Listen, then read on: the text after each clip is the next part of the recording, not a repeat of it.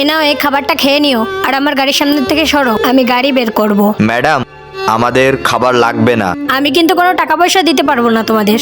Madam, আমাদের টাকা পয়সাও চাই না, আমি একটু আমার বাড়িতে ফোন করতাম। এই নাও। হ্যাঁ দাদা, দাদা আমি গোপাল বলছি। তুই কেন ফোন করেছিস আমাকে? বাড়িতে বেরোনোর সময় তো অনেক বড় বড় কথা বলে বেরোছিলিস, বাড়িতে ফেরার কথা মোটেও ভাববি না। রাখ ফোনটা এবার। তোমাদেরকে তো আগে কখনো এখানে দেখিনি। কোথার থেকে এসছো তোমরা? আমরা গ্রাম থেকে এসেছিলাম এখানে, এখন আমরা কিছুই বুঝতে পারছি না কি করব। সত্যি তোমাদের সাথে খুব অন্যায় হয়েছে। তুমি পড়াশোনা কত দূর জানো? ম্যাডাম, আমরা দুজনেই গ্র্যাজুয়েশন কমপ্লিট করেছি। বাহ, এটা তো খুব ভালো কথা। তা আমি যদি তোমাদের কাজ খুঁজে দিই তোমরা করবে?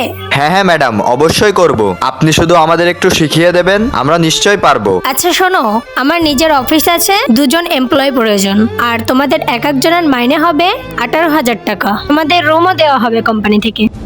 শুধু খাবারের দায়িত্বটা নিজেকে বুঝে নিতে হবে। কি তোমরা রাজি তো? আমরা এই কাজটা করতে রাজি আছি। বাহ, খুব ভালো। আসো। ম্যাডাম, আপনাকে অনেক ধন্যবাদ। তারপরে ভালো মেয়েটির জন্য একটি লাইক তো করা যেতেই পারে।